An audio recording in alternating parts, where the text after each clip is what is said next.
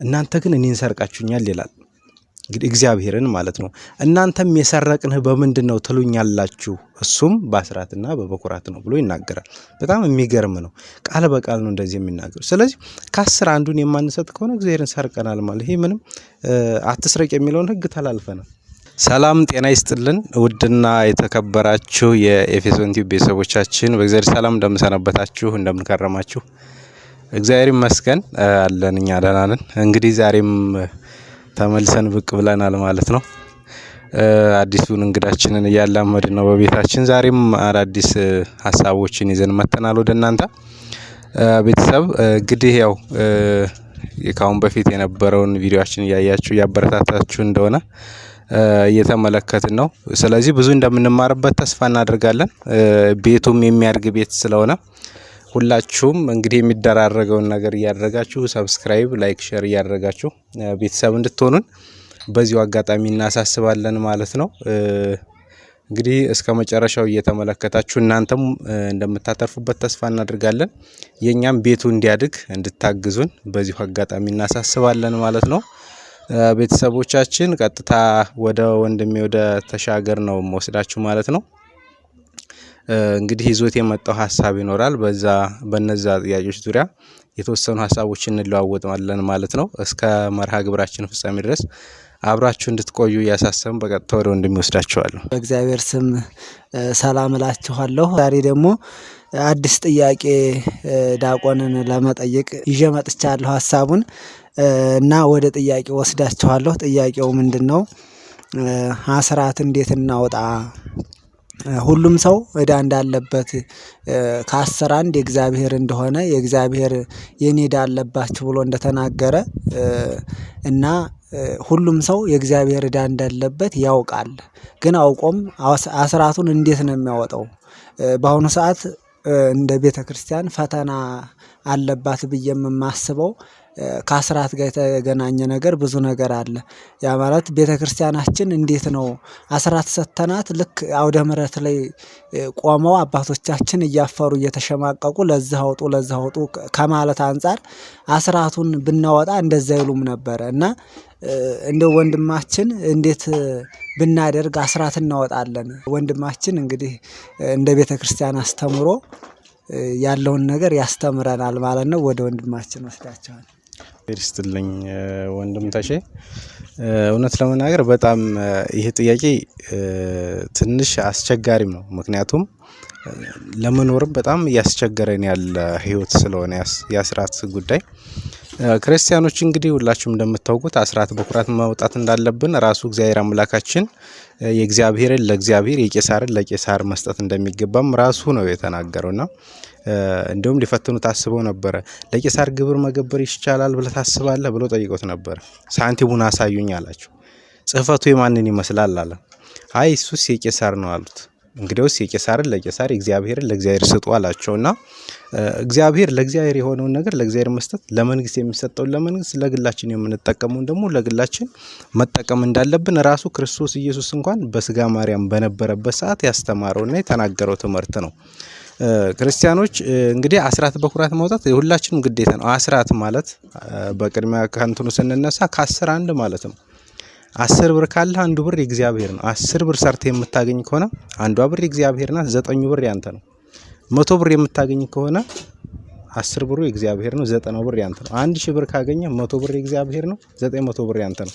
በዛው ልክ እንደዛ እያደረግህ እየሰራህ ወደ ላይ ስትሄድ፣ ስለዚህ ከ10 እጅ አንዱ የእግዚአብሔር ነው። 9ኙን አንተ ወስደህ ልትጠቀም እግዚአብሔር አምላክ ፈቅዷል።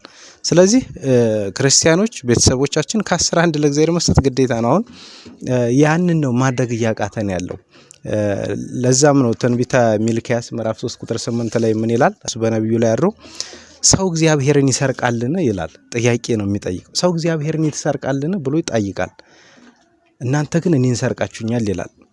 እንግዲህ እግዚአብሔርን ማለት ነው። እናንተም የሰረቅንህ በምንድነው ትሉኛላችሁ፣ እሱም በአስራትና በበኩራት ነው ብሎ ይናገራል።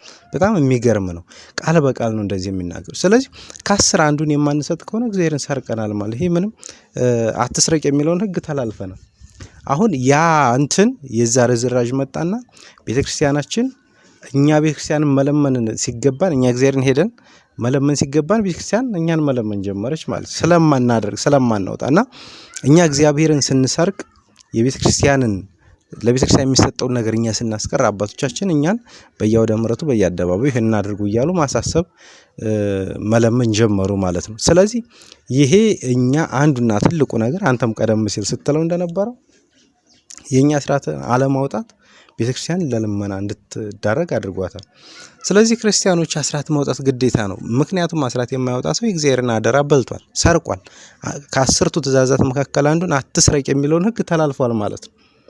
ከ10ቱ ትእዛዛት መካከል አንዱ አትስረቅ ነው። ስለዚህ ያንን ለዛውም ከመስረቅ የእግዚአብሔርን ማለት ነው። ስለዚህ እግዚአብሔርን ሰርቀናል ማለት ነው። ይሄ መታወቅ አለበት። ፍትሐ ነገሥት በእንተ ምጽዋት በሚናገርበት አንቀጽ 16 ላይ በሰፊው ነው የሚናገረው። በተለይ ስለ ምጽዋት አሁን ቤተክርስቲያን ስትሄድ ሙዳይ ምጽዋት የምትባል ገንዘብ መሰብሰቢያ የሆነች እንትን አለች አይደለ? ያ በነገራችን ላይ ለነዳያን እንዲሰጥ ነው የሚሰበሰበው እንደ ቤተክርስቲያን ስርዓት ማለት ነው። ሙዳይ ምጽዋት በቤተክርስቲያን የሚዞረው ያ ተሰብስቦ ለቤተክርስቲያኗ ገቢ እንዲሆን ሳይሆን ቤተክርስቲያኑ ያንን ሰብስባ ለተቸገሩ፣ ላጡ፣ በጾም ለሚያድሩ፣ ለታረዙ ሰዎች የምትሰጠው ነው። ነገር ግን እኛ ለቤተክርስቲያኑ የምንሰጠውን ስናቆም ቤተክርስቲያኗ ያንን ለራሱ አገልግሎት መዋል ትጀምራለች ማለት ነው። አሁን እንደዛ ነው እየሆነ ያለው። ስለዚህ እኛ የኛን ግዳጅ የኛን አደራ መወጣት እየቻለን ስላልሆነ ቤተክርስቲያን በተለያየ መንገድ እኛን ማሳሰብ ጀምራለች ማለት ነው። ስለዚህ ክርስቲያኖች ቤተሰቦቻችን በተለይ ይህን ቪዲዮ የምትከታተሉ ሁሉ ለእግዚአብሔር ለአምላካችን በተለይ የክርስቶስ የአምላካችን ዕዳ ሊኖርብን አይገባም በሁሉም በኩል። በነገራችን ላይ ምን አለ መሰለህ ወንድምተሽ፣ አሁን ብዙ ጊዜኛ የምናስበው በሰጠን ቁጥር እንደሚቀነስ ነው።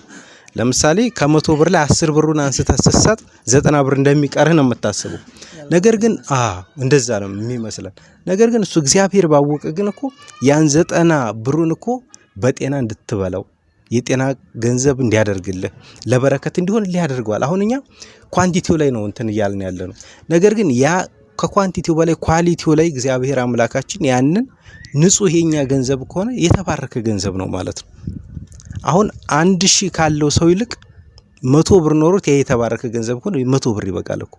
የቁጥር ጉዳይ አይደለም ማለት ነው እግዚአብሔር የሚያሳስበው። ይኸው እንደምታውቀው በቅዱስ ወንጌልም ብዙ ሰዎች እየመጡ በሚሊዮን ያላቸውን እንትን ይሰጡ ነበር።